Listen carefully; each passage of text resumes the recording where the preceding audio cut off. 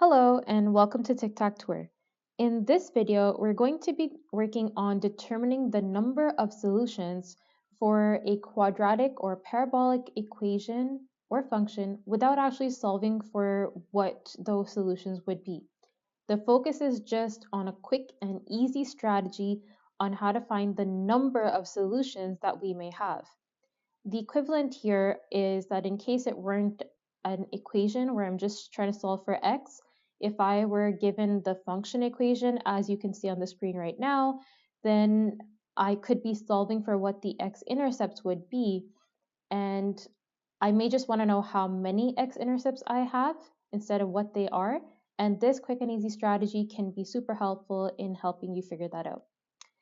So before we get into what the strategy is, let's learn about why it works the way it does, and that will help the learning stick. For that, we're going to transition over to taking a look at the quadratic formula. Here we have it, x equals negative b plus or minus the square root of b squared minus 4ac all over 2a, right here.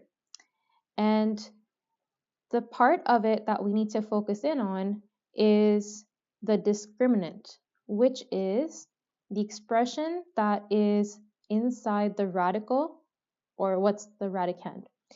That is b squared minus 4ac. That is our discriminant. If that value were to be positive, so let's suppose it were to be 49. Positive 49 is what we're going to substitute into here. What's going to happen is we would then go ahead, and I don't really need to know B and A right now to help explain this. We're just going to go ahead and try to simplify it as it is. We would get negative B plus or minus 7 over 2A. And regardless of what B and A are, notice that I end up with this plus or minus sign with the 7. And because of that, I'm going to end up with two separate values or two separate solutions. So right then and there, we know that we are going to end up with two solutions so long as our discriminant value is positive. So we're going to say that as soon as we know that b squared minus 4ac is greater than 0 or is positive, that must mean that there are two solutions. What about if b squared minus 4ac were to equal to 0? So again, we'll sub into our formula here. And what happens is we get negative b plus or minus 0, which doesn't really change much, right? We just have negative b left over. And notice how now the term that's being added or subtracted is just gone. And since we're not adding or subtracting anything, we only have one possible solution, negative b over 2a, whatever that is, depending on whatever our b and a values are. So based on that, we can conclude that so long as the discriminant is equal to 0, we have one possible solution to our quadratic equation. And lastly, what if b squared minus 4ac turned out to be negative? So we'll sub in negative 16, for example. And hopefully, if you want to give this a try, you can put this in your calculator. But hopefully you're aware that when you take the square root of a negative, there are no real solutions. There are imaginary solutions, but if you're looking for real solutions, they don't exist. And as a result, we would say that there are no solutions in this case. So we would conclude that b squared minus 4ac, if that is less than 0 or it's negative, then there are no solutions or 0 solutions. So let's put this into practice with some examples wherein we're actually going to have to figure out what A, B, and C are and then use the discriminant to figure this out. So here we have a few examples for which we're going to calculate or figure out what the value of the discriminant is. So again, it's b squared minus 4ac. And here are the a, b, and c values for our first equation. In case you're wondering about the function notation, if I'm solving for the x-intercepts, then I would set f of x to equal to 0 and solve for what x would be because the y-coordinate of the x-intercept is 0.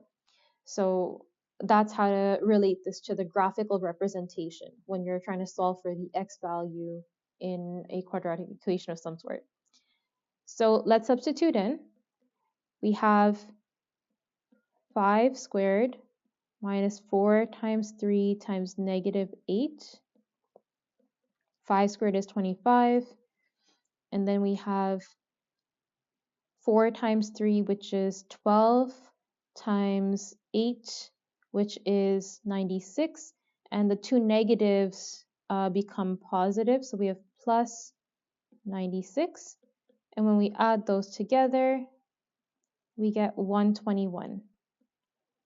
This turns out to be a positive value, and since that's positive, we should know that there are going to be two solutions. And we'll do a quick check about how we know that this strategy for sure works through some different ways in just a little bit.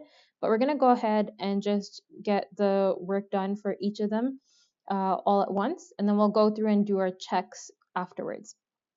So one more time, we're going to do this for g at x. Again, we're assuming that g of x is equal to 0, and we're solving for how many x-intercepts we would have in this case. So we have 8 squared minus 4 times 2 times 9.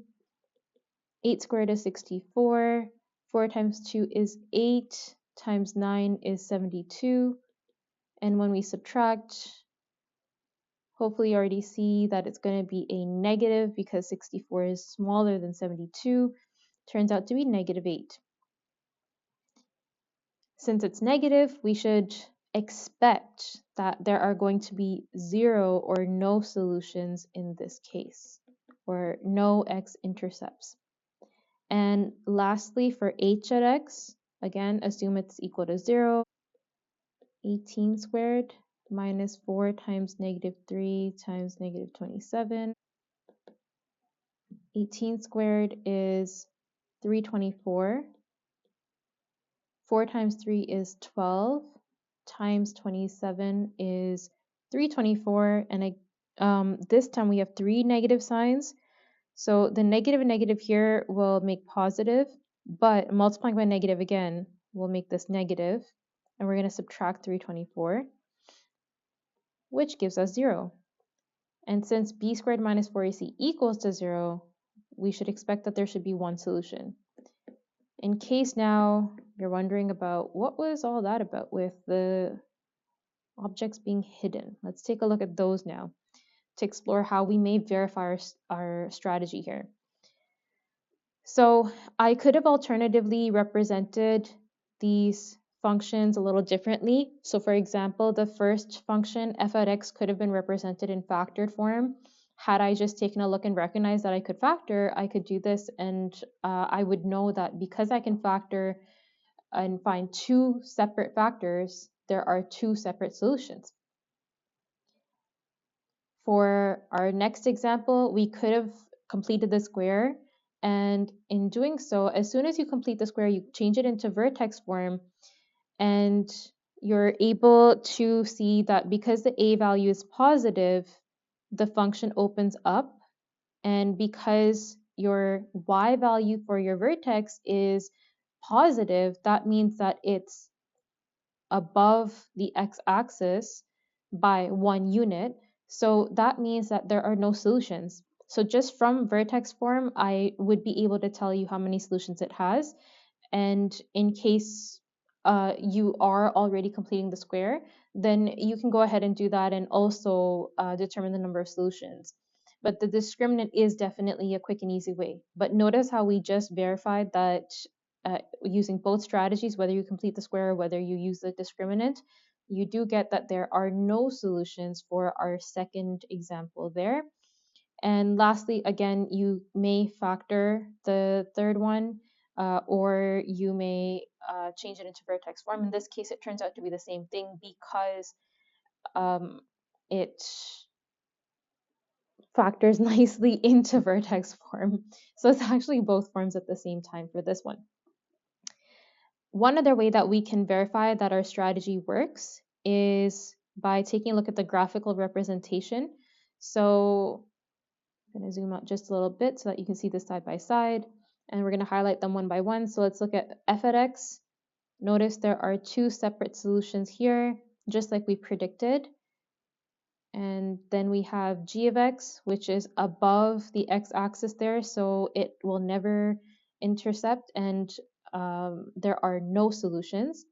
And lastly, sorry, I said intercept, it's intersect. And lastly, there is one solution for the last function h of x at 3, 0. Again, just like we predicted using the discriminant. So while the other strategies that help us change standard form into factored or vertex form can be really helpful to find out how many solutions you have, sometimes if they don't exist, then you could get flustered with particularly trying to factor, really, because for if you had tried to factor the second equation g of x, you would have realized that you can't, and that can be very frustrating. So that may be one case where it's just easier to at least figure out, are there actually any solutions to this function or equation, and that can be helpful. Okay, so that's the strategy overall. Hope this was helpful. Please let me know in the comments if there's anything else you want to learn about. Take care.